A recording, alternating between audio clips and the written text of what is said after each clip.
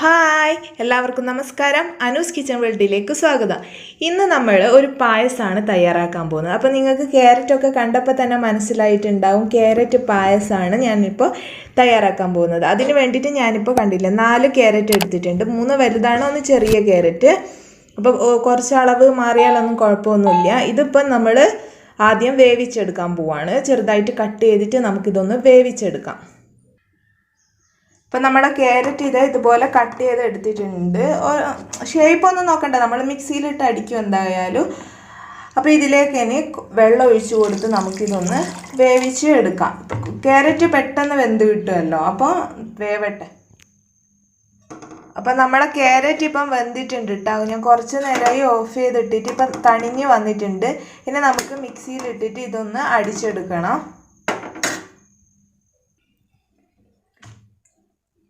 അപ്പം നമ്മൾ ക്യാരറ്റ് നന്നായിട്ട് അടിച്ചെടുത്തിട്ടുണ്ട്.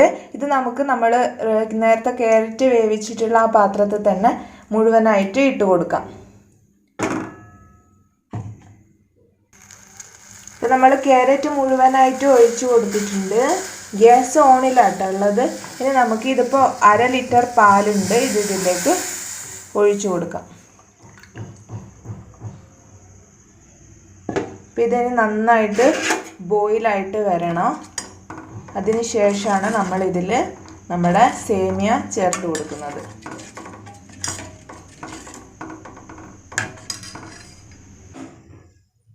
ഇപ്പം നമ്മുടെ പാലും ക്യാരറ്റും നന്നായി തിളച്ച് വന്നിട്ടുണ്ട്.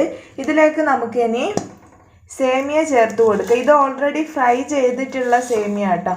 അപ്പോൾ ഫ്രൈ ചെയ്യാത്തതാണെന്നുണ്ടെങ്കിൽ നെയ്യിലൊന്ന് ഫ്രൈ ചെയ്തിട്ട് ചേർത്താൽ മതി. സേമിയ വേണ്ടാന്നുണ്ടെങ്കിൽ നിങ്ങൾക്ക് ചോറ്, നമ്മൾ സാധാരണ വെക്കുന്ന ചോറ് ഒന്ന് മിക്സിയിലിട്ട് അടിച്ചിട്ട് അതുകൂടെ ചേർക്കാം. അല്ലെങ്കിൽ നമ്മളെ ചവ്വരി ഉണ്ടല്ലോ, സാബുദാന, അത് വേവിച്ചിട്ട് അതും ചേർക്കാം. അപ്പോൾ ഓരോരുത്തർക്ക് ഇഷ്ടമുള്ള പോലെ ചെയ്യാം. ഇത് ഒന്ന് വെന്ത് വന്നിട്ട് നമുക്ക് ഷുഗർ ആഡ് ചെയ്ത് കൊടുക്കാം. അപ്പോൾ ഇപ്പം നമ്മുടെ സേമിയ ചെറുതായിട്ടൊന്ന് കുക്കായി വന്നിട്ടുണ്ട്. ഇനി നമുക്ക് ഇതിലേക്ക് പഞ്ചസാര ആഡ് ചെയ്ത് കൊടുക്കണം. ഞാനിപ്പോൾ എടുത്തിട്ടുള്ളത് ഒരു 1/2 കപ്പ് പഞ്ചസാരയാണ്. അപ്പോൾ ഓരോരുത്തരുടെ മധുരത്തിനനുസരിച്ച് പഞ്ചസാര അളവിൽ മാറ്റം വരുത്തുകയൊക്കെ ചെയ്യാം കേട്ടോ. ഇനി ഇതിൽ കിടന്നിട്ട് ഒന്നുകൂടി നന്നായിട്ട് തിളച്ച് നന്നായിട്ട് വെന്ത് വരണം.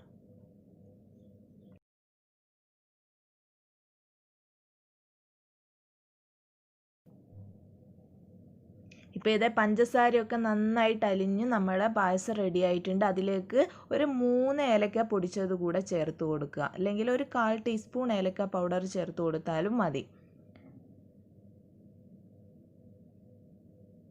ഇനി ഇതിലേക്ക് നമ്മൾ ചേർക്കുന്നത് ഒരു പിഞ്ച് ഉപ്പാണ്. അപ്പോഴാണ് ആ മധുരം ബാലൻസ് ആവുക, മധുരത്തിൻ്റെ ടേസ്റ്റ് നമുക്ക് കറക്റ്റായിട്ട് കിട്ടുകയും ചെയ്യാം.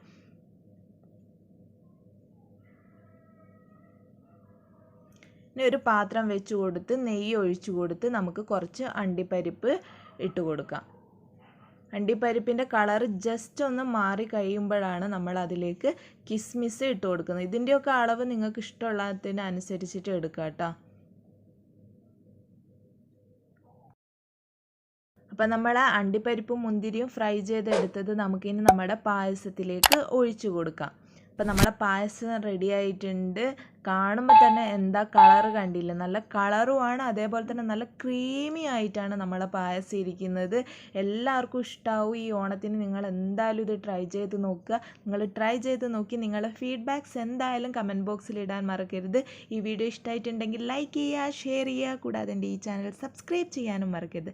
Thanks for watching the video. By.